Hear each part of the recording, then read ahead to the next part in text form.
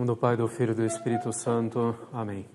Pai nosso que estais no céu, santificado seja o vosso nome, venha a nós o vosso reino, seja feita a vossa vontade, assim na terra como no céu.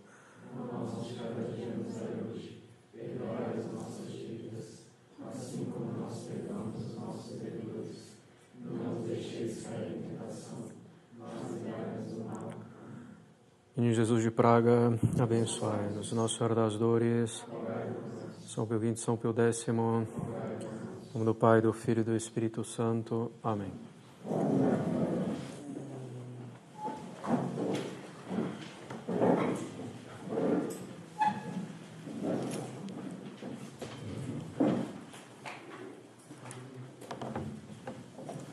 Bem, nós continuamos então a tratar do sacramento da penitência ou da confissão, né? Nós tínhamos começado a ver aquilo que é necessário para se fazer uma boa confissão. Então nós tratamos já do exame de consciência, da contrição, que envolve o arrependimento e o propósito firme de emenda. A gente falou das qualidades, das características, né, desse arrependimento e desse propósito de emenda. Então, agora a gente passa aos aspectos restantes, né, da confissão, começando pela confissão propriamente dita, né? Tendo feito o exame de consciência, tendo reconhecido os meus pecados, né, reconhecido o mal que eu fiz, detestando o mal que eu fiz, com verdadeira dor espiritual pelos meus pecados, tendo o firme propósito de não mais cometê-los. Então é preciso acusar esses pecados diante do sacerdote, né?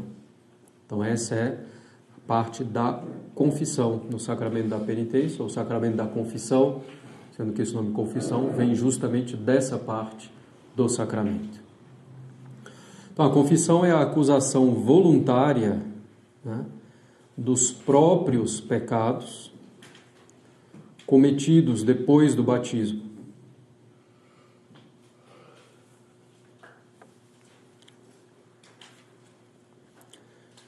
A confissão é a acusação voluntária dos próprios pecados, vale salientar dos próprios, né, do pecado dos outros, né? Padre, eu pequei, mas porque o outro, né, fez isso, fez aquilo. Então, a confissão é a acusação voluntária dos próprios pecados cometidos depois do batismo, feita pelo penitente ao sacerdote legítimo, quer dizer, com o poder de perdoar os pecados.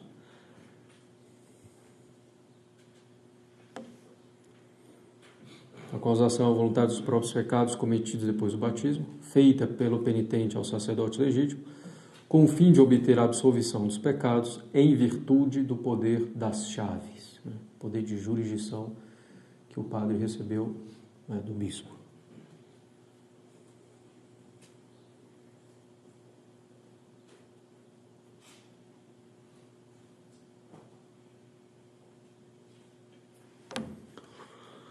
Alguns, sobretudo protestantes, às vezes também mesmo católicos, né, que não têm muita convicção, muita instrução,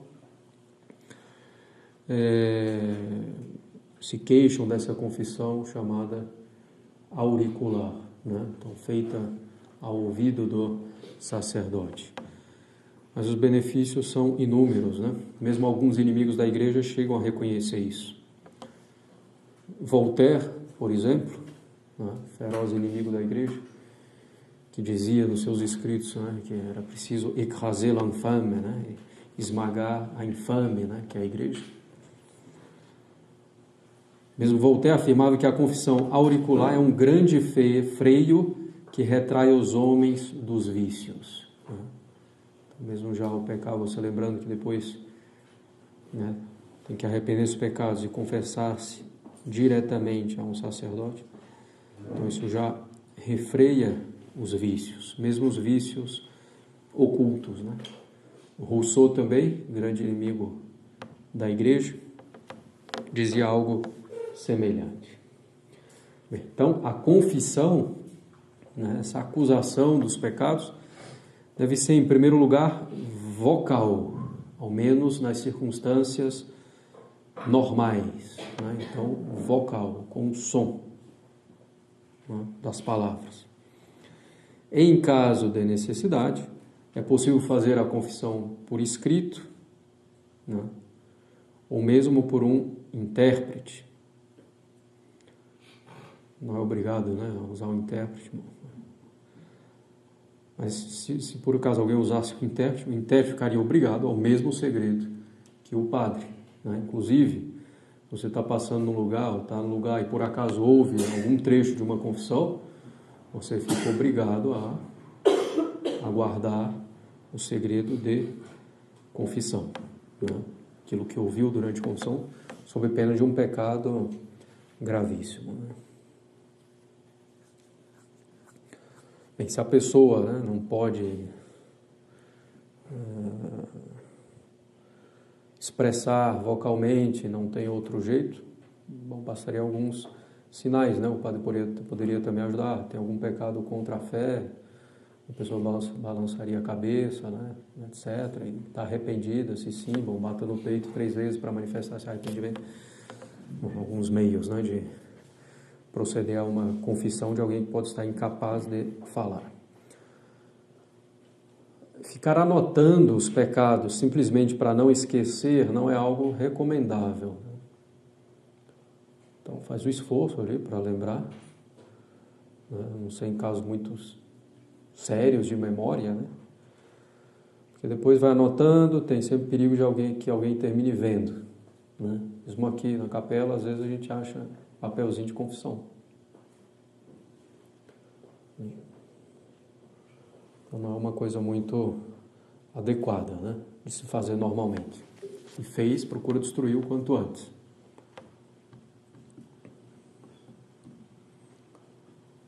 Outro caso seria uma confissão geral, né? Bom, aí geral tem que anotar. Então é uma coisa mais longa, né? Bem, então o primeiro ponto, a princípio, vocal, né? Uma confissão vocal. Depois, a confissão tem que ser sincera. Mentir na confissão, bom, é um pecado de mentira, é evidente, como toda mentira, mas é um pouco agravado, né? Porque fazer isso no tribunal da confissão, claro, só mentira em matéria grave é pecado grave.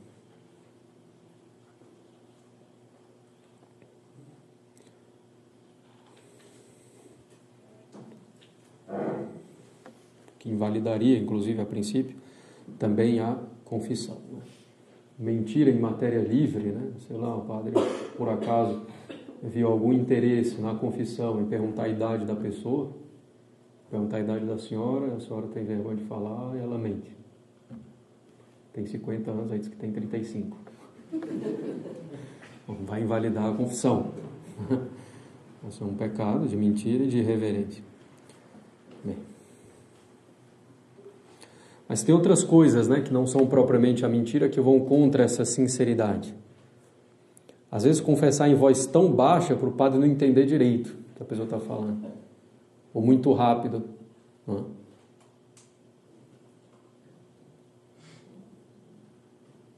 Ou então a pessoa, padre, não tenho certeza se eu cometi tal pecado, mas na verdade ela tem. Né? Se tem realmente dúvida, acusa como duvidoso, certo? Às vezes a pessoa está com um pouco de vergonha, não sei, padre, se eu cometi tal pecado, aí não. Também é errado diminuir ou exagerar o número dos seus pecados, né? Sobretudo de pecados graves, é evidente. Se você sabe quantos foram. Bom, não sei se foi 1 ou 2, mas, bom, por verdade, eu vou dizer que foram 10 logo. Não, então você diz, eu acho que foram aproximadamente 2, em torno de 2, por exemplo. Bem.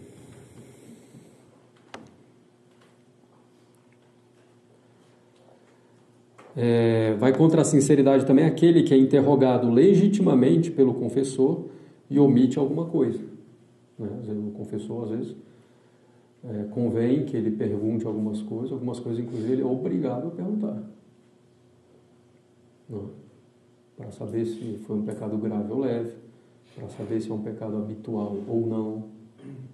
né? A pessoa tem caído frequentemente, né? Para ver se as circunstâncias mudam a natureza do pecado, a sua gravidade. Então, às vezes o padre é obrigado, inclusive, a fazer perguntas. Então, não é que o padre é um curioso lá que está querendo saber, né, o que não interessa. Não. Então, vai contra a sinceridade aquele que é interrogado legitimamente pelo confessor e omite alguma coisa, né? As circunstâncias, ou uma recaída, o hábito de pecar, ou ter se colocado em uma ocasião próxima. Então, essas coisas o sacerdote tem a obrigação de averiguar para verificar as disposições atuais do penitente, para ver se ele realmente está arrependido ou não, né? O que ajuda a dar um remédio mais adequado. Uma coisa, a pessoa caiu a primeira vez num pecado, outra vez já caiu 100 vezes. Tem que ser um remédio distinto. Bem, outra coisa seria também a pessoa confessar um pecado atual, que ela cometeu desde a última confissão, mas dando a entender que é um pecado da vida passada. O padre queria confessar alguns pecados da vida passada, e vai falando, aí fala também os da vida atual, né? Sem distinguir. Bom, às vezes a pessoa faz por ignorância, mas é bom, né, fazer essa distinção para o padre saber também o estado atual da sua alma, suas disposições atuais, né? Então a confissão tem que ser sincera, a confissão tem que ser também íntegra. Quer dizer que é preciso confessar todos e cada um dos pecados mortais que se tenha na memória depois de diligente exame de consciência, desde a última confissão bem feita, desde a última confissão válida, né?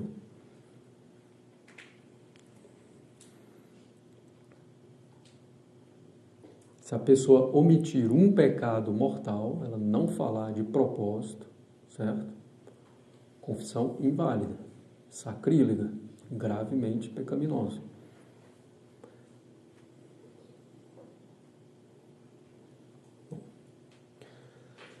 E os pecados mortais precisam ser confessados no número e na espécie.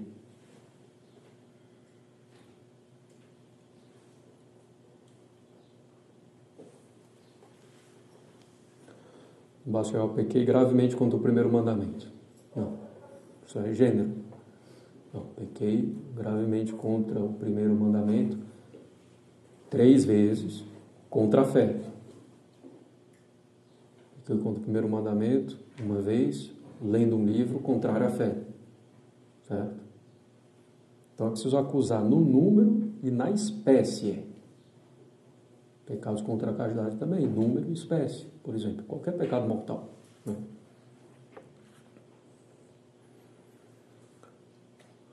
Se não lembra o número exato, o número aproximado, às vezes a frequência, né? Li livros contra a fé toda semana durante 5 anos, por exemplo.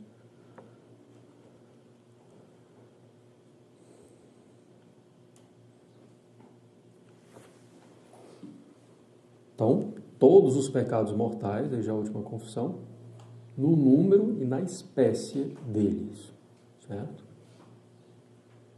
Mas eu peguei contra o primeiro mandamento, peguei contra o 6º mandamento, né? Contra a castidade, peguei etc., genérico, não, tem que ser no número e na espécie. As circunstâncias do pecado a gente confessa quando é útil realmente, ou quando a circunstância muda a espécie ou a gravidade do pecado. Então,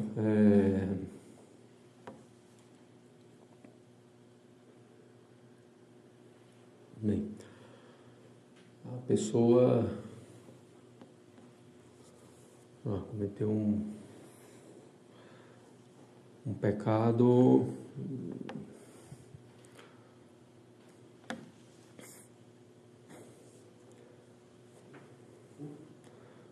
contra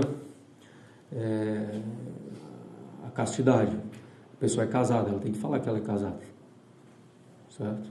Por exemplo, porque isso muda até o número do pecado. Pode mudar a espécie do pecado e pode mudar o número, certo? Bom, se a pessoa comete um furto, né, por exemplo, um roubo dentro de uma igreja, isso é também uma espécie de sacrilégio, um local sagrado, certo? Então, dizer as circunstâncias que mudam a espécie ou a gravidade do pecado que realmente sejam importantes. Não precisa, eu estava lá quarta-feira, né, 10h35 da manhã, aí chegou o fulaninho, e não sei o quê, e aí foi por causa disso que eu não sei o quê, aí depois eu que não sei o quê. Não interessa. E tem 20 pessoas atrás de você, na fila da comunhão, esperando, e não vai fazer diferença. E muitas vezes as pessoas vão falando das circunstâncias como desculpa, né? Para mostrar que ela não é tão ruim assim, ela pecou porque quase não tinha jeito de não pecar, né? Porque não sei o quê, porque não sei o quê, porque não, a princípio não, certo? Circunstâncias só quando realmente importantes, né? Ou então quando mudar a espécie ou a gravidade do pecado, certo? Bem, esconder um pecado mortal, omitir a espécie ou o número, sabendo que tem que fazer isso, invalida a confissão. Claro?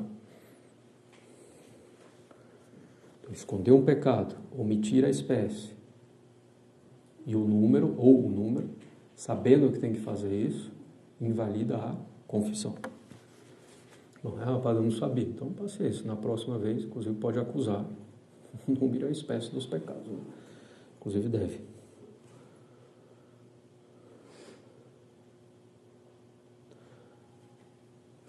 Então, se a pessoa não se arrepende de um pecado mortal, embora falhe esse pecado, ou ela esconde, omite um pecado mortal, confissão inválida e um pecado gravíssimo de sacrilégio, certo?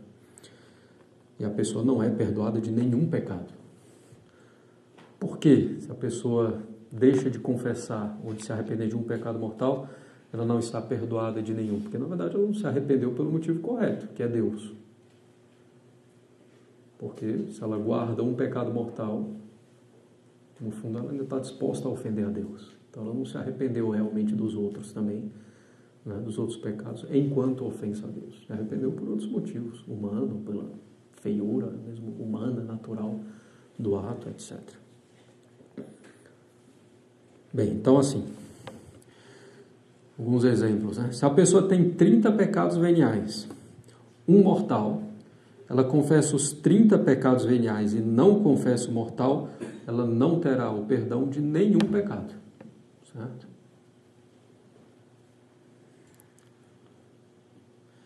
Se ela tem 100 pecados mortais e esconde um, voluntariamente, né? Nenhum pecado será perdoado, mesmo que ela tenha falado os outros 99. Agora, a pessoa tem 5 pecados mortais, 5 pecados veniais, não está arrependida de nenhum pecado venial, mas está arrependida de todos os mortais e confessa todos os 5 pecados mortais. Então, ela vai ser perdoada de todos os pecados mortais, vai recobrar o estado de graça, a amizade com Deus, mas permanecendo com os pecados veniais, né?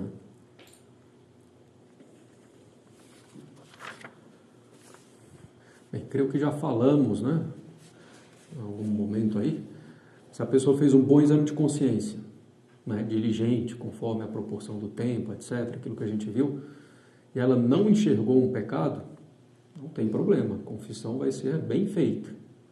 Se depois ela enxergar esse pecado, na confissão seguinte ela vai e confessa. Ela fez o exame de consciência, ela viu o pecado, na hora de confessar ela esqueceu, não escondeu, não omitiu, esqueceu realmente. Também não tem problema, vai estar perdoado o pecado, pode comungar, vai estar em estado de graça. Na confissão seguinte é preciso manifestar esse pecado, certo? Porque é necessário que um pecado que é esquecido, né, ele fica indiretamente perdoado, mas é preciso que todos os pecados sejam também diretamente perdoados, certo? Não precisa nem voltar o quanto antes para o confessionário, buscar o quanto antes uma outra confissão. Na seguinte, fala esse pecado.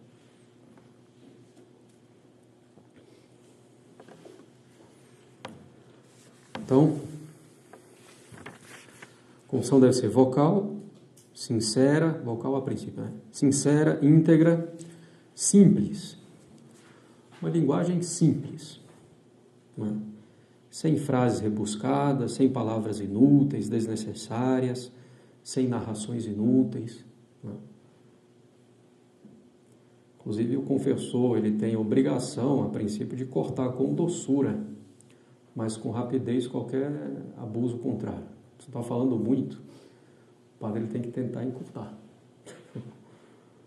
Senão estamos perdendo tempo.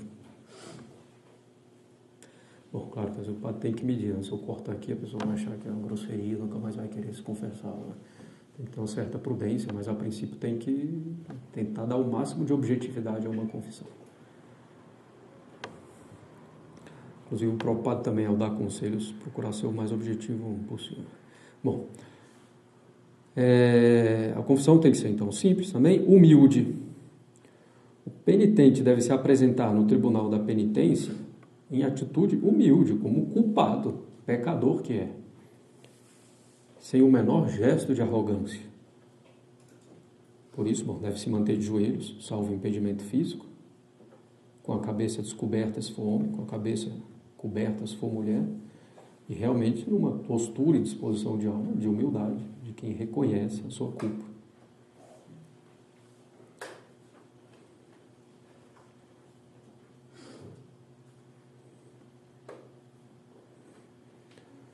A gente acha que também a penitência é o mesmo de justificar que ela está progredindo, né?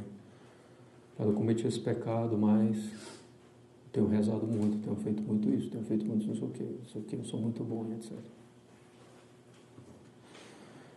Não é o momento. Bom, claro que às vezes, né?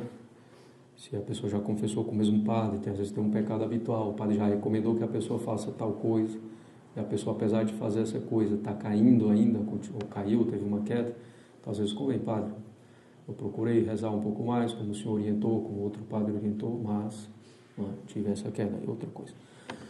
Bem, humilde pura, né? Pura aqui no sentido de reta intenção, com a única intenção de obter de Deus, né? Ou realmente uma intenção principal de obter de Deus a absolvição dos pecados.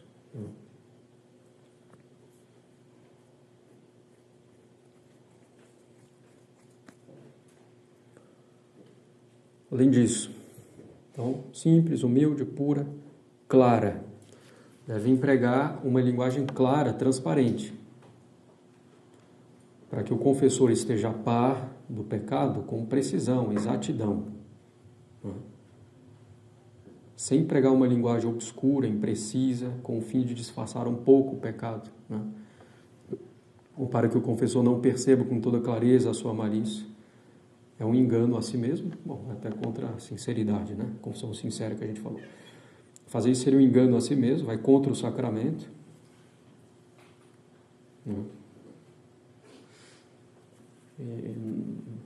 Não adianta. Discreta. Outra qualidade da boa confissão. A pessoa deve estar muito atenta para não falar dos outros, do pecado dos outros, sobretudo. Declarar o nome de cúmplice no pecado, né? Ou ainda eu fiquei com muita raiva porque tal pessoa me fez tal coisa, não precisa falar nada, a não ser que seja estritamente necessário, né? Para que o confessor se dê conta da própria natureza ou gravidade do pecado. Senão, não fala o nome de outra pessoa, nem fala o pecado dos outros, a não ser que seja realmente necessário.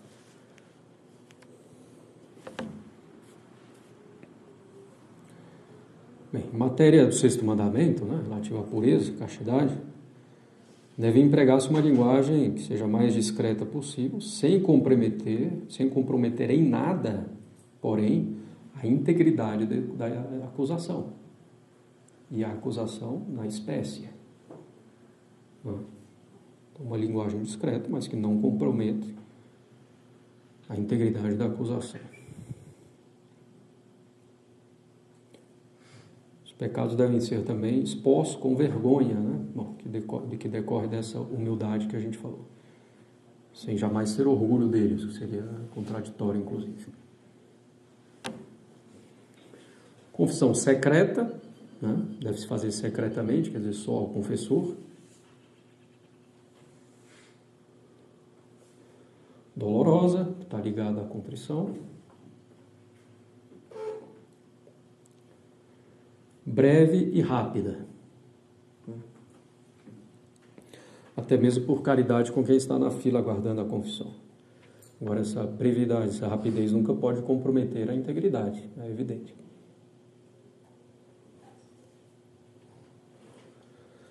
Então, às vezes há muitos abusos, né, quanto a isso. Confissões que demoram 15 minutos podem levar a 3. Bom, inclusive, o próprio confessor deve examinar-se a si mesmo diante de Deus e verificar se as confissões muito longas, né, prolixas, não são por culpa sua, né, por excessiva fraqueza em cortar.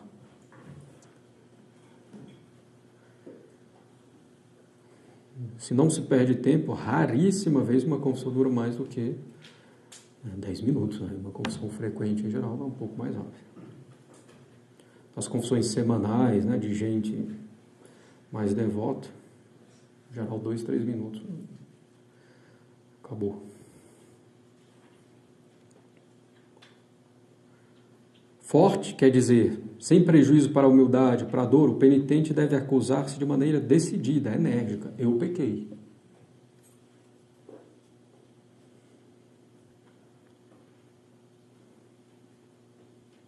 Inclusive é bom, né? Ajoelhou no confessionário, de modo normal na confissão, não é para validar nem nada disso, mas abençoar o padre porque pequei.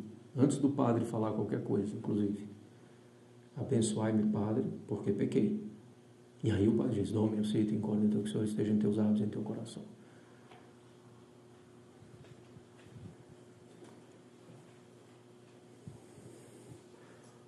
Padre, eu não queria, mas pequei. Não, mas o pecado é porque você quis, por definição.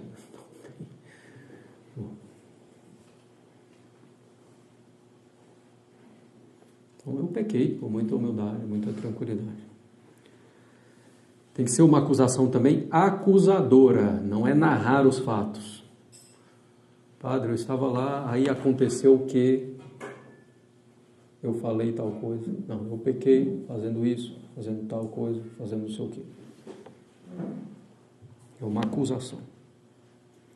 Me acuso de todos esses pecados, de todos que não me lembram, etc. Bem, dócil, disposta a obedecer os conselhos do Padre, ou mesmo as ordens que ele eventualmente pode dar. Não é? Então, são algumas qualidades da boa confissão. Né?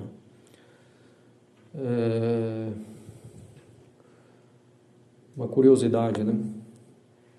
Que vocês vão ver quando a gente fizer a nossa peregrinação a Roma. Na igreja de Santa Maria Madalena, em Roma, que é dos camilianos, né? Então, da ordem de São Camilo. Então, lá no alto, né, da igreja, ao longo da nave, alegorias, né, sobre essas qualidades da confissão, justamente. Cada alegoria significando uma qualidade, secreto, humilde, discreto. Tem uma, por exemplo, que é a alegoria com um dedo assim na boca, né, se não me falha a memória. Então, significando o segredo da confissão.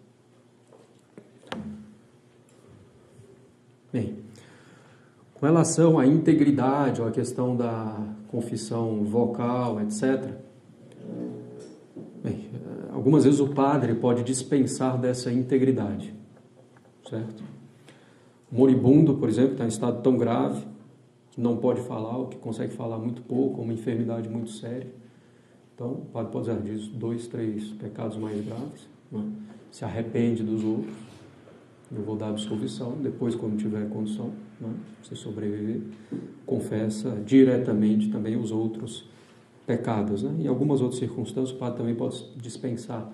Se, por exemplo, num hospital, às vezes tem box, né, que não é muito separado, então, às vezes, não é possível tanto guardar o segredo. Então, o padre pode dizer de 2, 3 pecados, né, mortais, e o resto se arrepende, e eu vou dar absolvição, etc.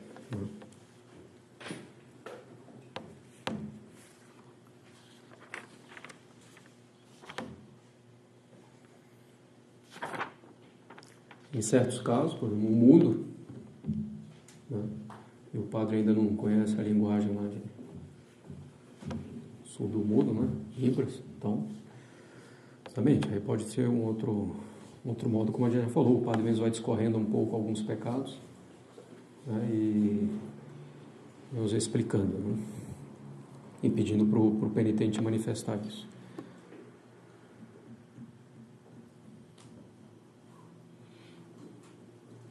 Ou num caso de emergência, né? Um incêndio, um naufrágio, então bastaria, nesse caso, a manifestação externa da dor, né? Pelos pecados dos penitentes, e o padre poderia dar absolvição mesmo coletiva, como a gente viu na aula passada.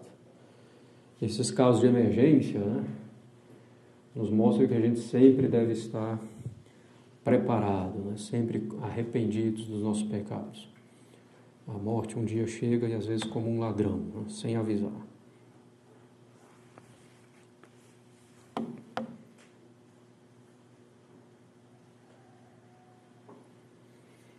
Bom, em todos os casos, né, em que o penitente não manifestar todos os pecados mortais, ao menos, né, não conhece o idioma, né, está ali numa situação que não permite o segredo, então está muito mal, né, perigo iminente de morte.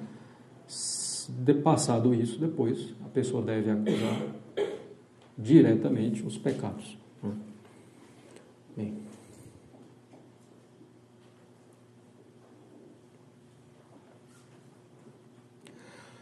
Evitar também inquietação, né?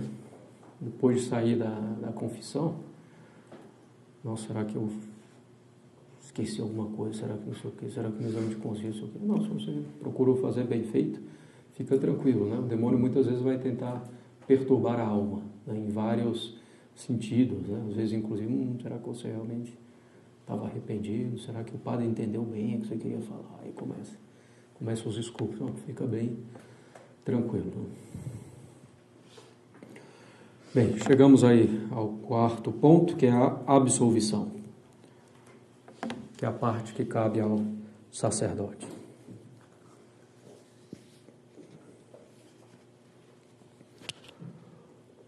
O padre é obrigado a dar a absolvição? Sim, se a pessoa está bem disposta, se ela está arrependida, demonstra esse arrependimento. Se o padre percebe, por algum motivo ou outro, com clareza, que a pessoa não está disposta, então ele está obrigado a adiar a absolvição. Não é nenhum crime por parte do padre, inclusive é um dever dele. Se ele tem uma convicção que a pessoa não está bem disposta, ele não pode dar o sacramento. Bom, se por acaso acontecer isso, né, se acontecer isso com um de nós, o padre chegar ao ponto de adiar a absolvição, a gente fica tranquilo e pede as graças para nós mesmos nos corrigirmos, né? E empregarmos os meios para isso.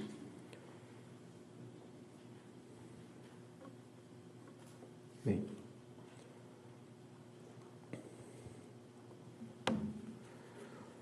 como juiz, o padre deve conhecer a causa, né? Então, ouvir o que está sendo dito.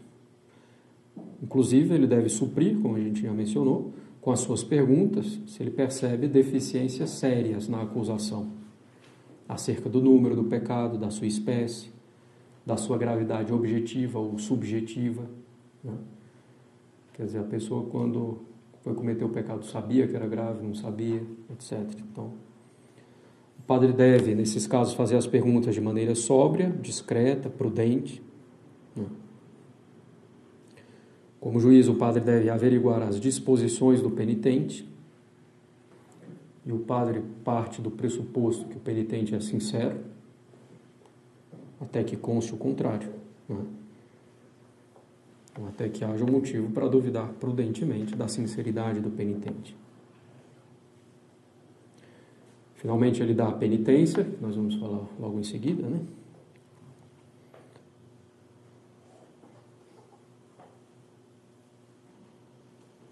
Então, o padre, ao penitente que está suficientemente disposto, o padre deve dar a absolvição por justiça, sob pena de pecado mortal. Ao penitente duvidosamente disposto, então o padre normalmente vai diferir a absolvição, se daí não vem inconvenientes maiores, né? A pessoa nunca mais vai voltar, nunca mais vai ver a pessoa que ela apareceu aqui uma vez na vida, etc. E depois nunca mais vai ter contato com ela. Então, nesses casos em que há dúvida, se a pessoa está bem disposta ou não, e que adiar a absolvição pode trazer transtornos sérios, né, para a pessoa, o padre pode dar absolvição sob condição.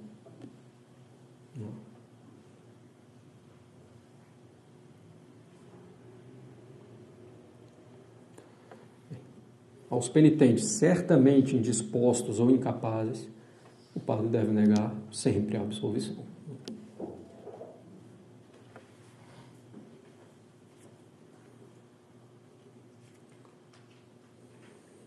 Padre, eu odeio tal pessoa e não estou arrependido. Então, paciência.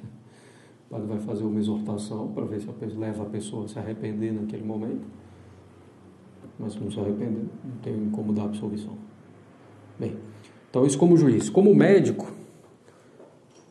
o padre, tem algumas funções, né? O padre deve procurar dispor convenientemente os penitentes duvidosamente dispostos. O padre percebe, ele tem alguma dúvida com relação à disposição, então ele vai fazer alguma exortação para levar a pessoa a uma penitência certa, né? A um arrependimento certo.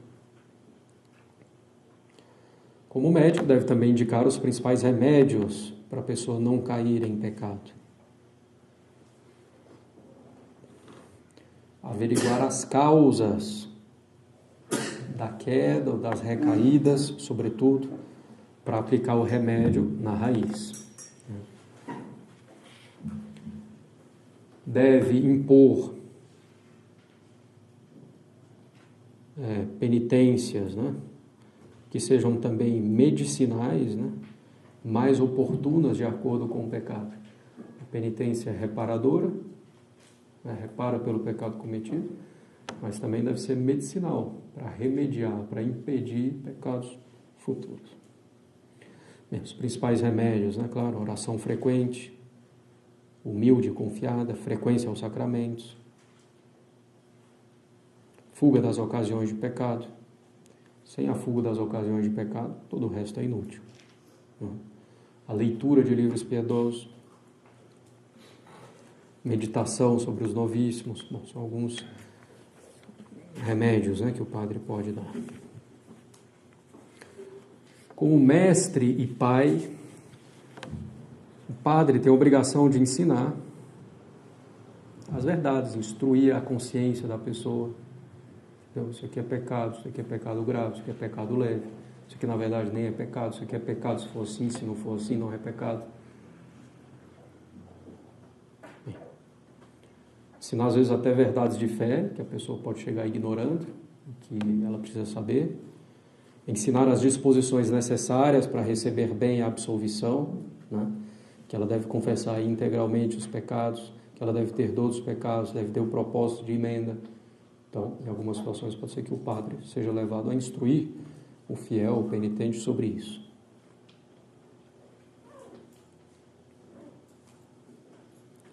Preocupar-se com o progresso espiritual do penitente, né? Fazendo durante a confissão uma brevíssima direção espiritual. Bem.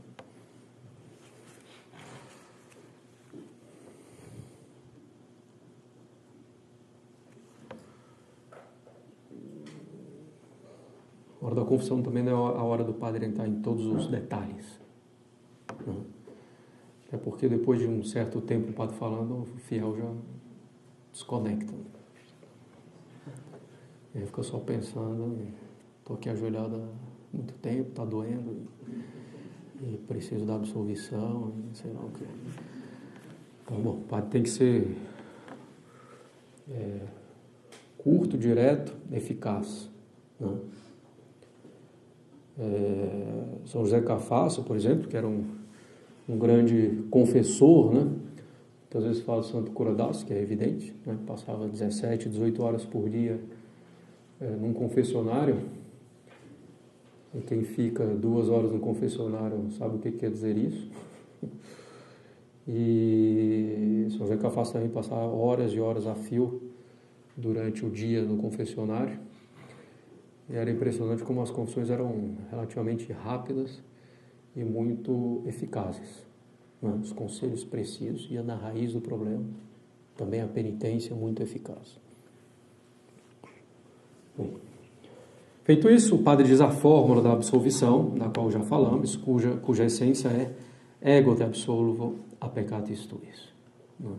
Esse é o essencial que o padre precisa falar, né?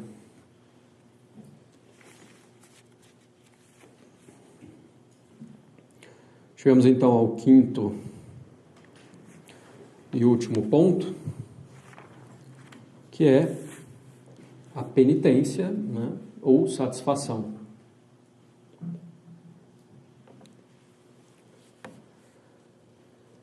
A satisfação, que é oferecer a Deus uma compensação pela ofensa cometida, né, quando pecamos.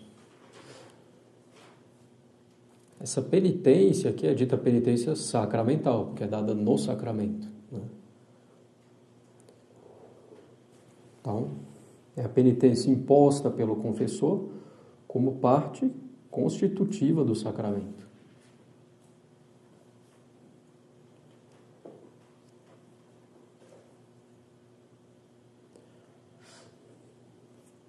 Então, uma obra realmente penal, né? É uma pena imposta pelo confessor no sacramento da penitência, para reparar a injúria feita a Deus pelo pecado e também já pagar pela pena temporal do pecado. E a eficácia reparadora da penitência sacramental vem do próprio sacramento. Então, é uma reparação muito mais eficaz do que as reparações que a gente faz por conta própria, certo? Claro também que a eficácia vai depender da disposição com que o penitente cumpre a penitência, né? Lembrando, né, no pecado nós temos 2 aspectos: a culpa e a pena. A culpa é perdoada pela absolvição do pecado, né, com arrependimento e a absolvição do pecado, mas ainda tem a pena a ser expiada, né?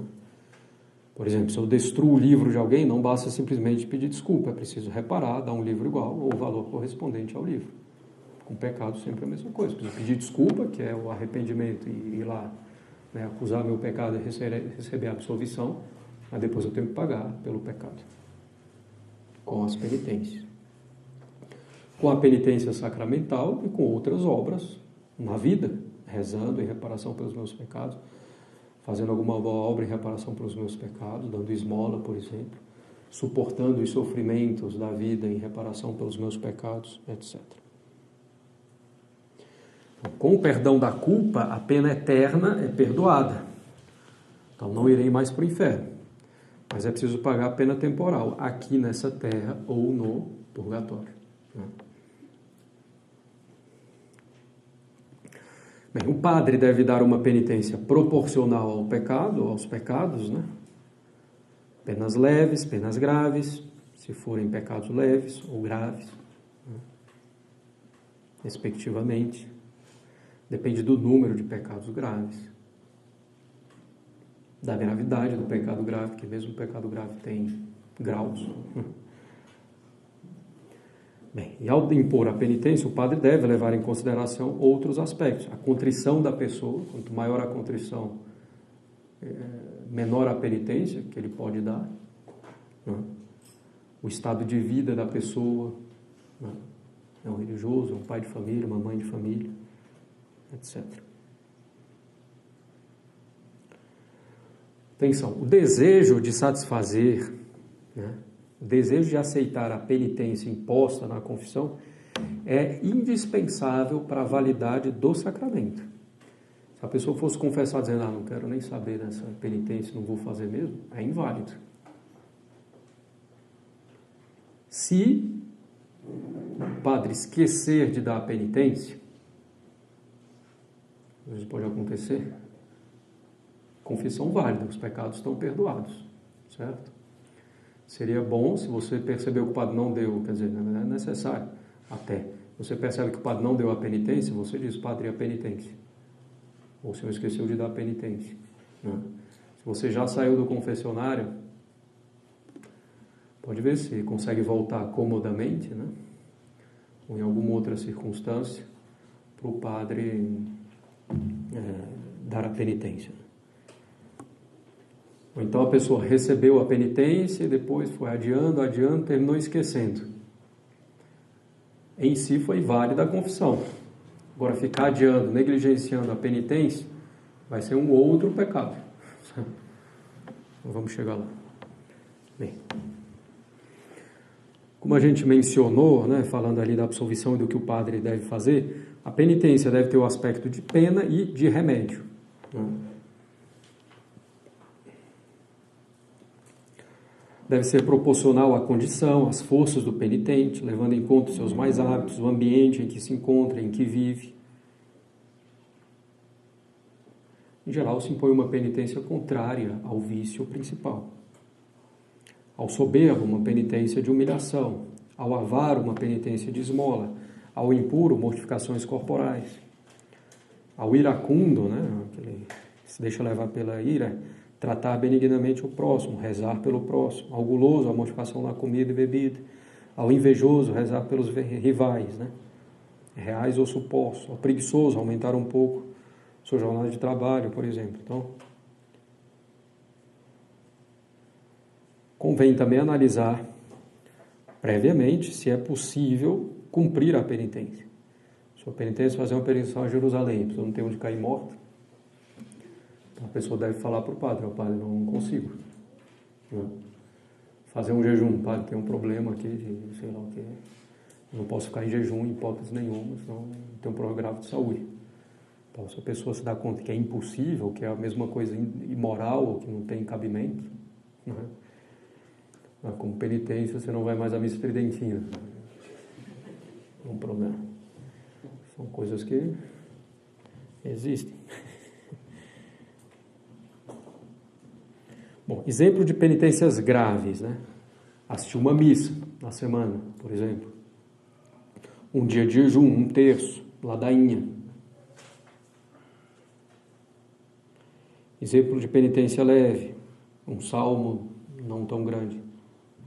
Algumas ave-marias, uma pequena esmola, uma pequena mortificação. Também não ficar medindo só a gravidade do pecado pela penitência que o padre deu, porque o padre vai levar em conta outras coisas. Não. O padre pode dar uma penitência mais séria, mesmo às vezes para pecados veniais, ou mais leve, mesmo para pecados mortais, levando em conta a contrição da pessoa. Então, às vezes tem um padre que é santo, né, que satisfaz pelos próprios penitentes também alguma coisa. Então não ficar medindo assim com palma, será que... Não. Penitência sacramental pode ser também diminuída pela enfermidade do penitente. Né? Bom.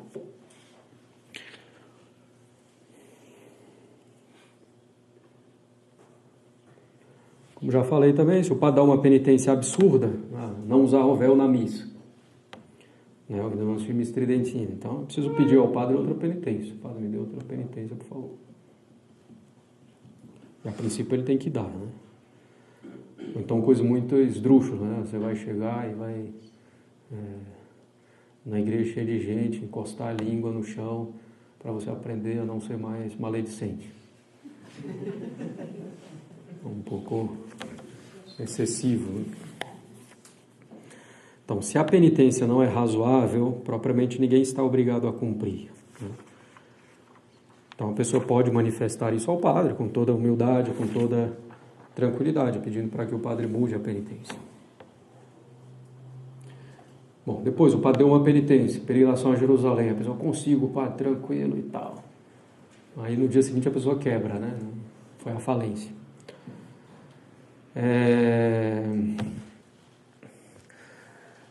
Ela pode pedir ao padre para que mude a penitência. Né? A pessoa não pode, por conta própria, mudar a penitência, certo? Não tem autoridade nenhuma para fazer isso. Ela pode pedir ao mesmo padre que, se lembrando dos pecados, então ele pode mudar a penitência.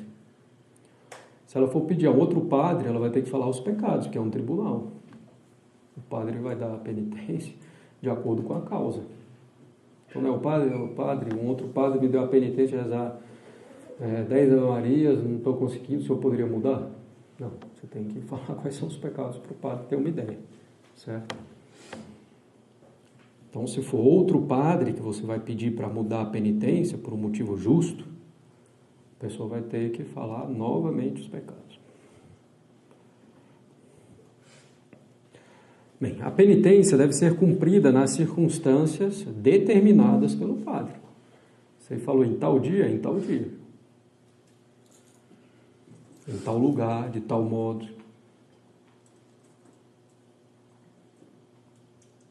Bom, se o padre não estipular, por exemplo, o tempo, procurar fazer o quanto antes, assim que possível. Seria um pecado venial mudar alguma circunstância leve ou de pouca importância. Né? Se for uma circunstância grave, vai ser um pecado grave.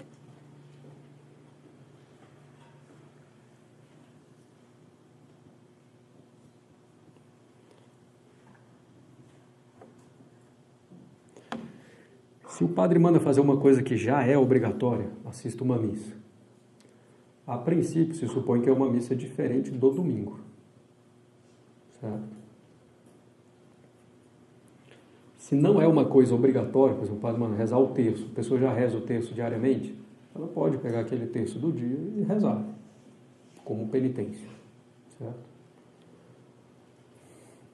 Não seria contrário à penitência do sacramento.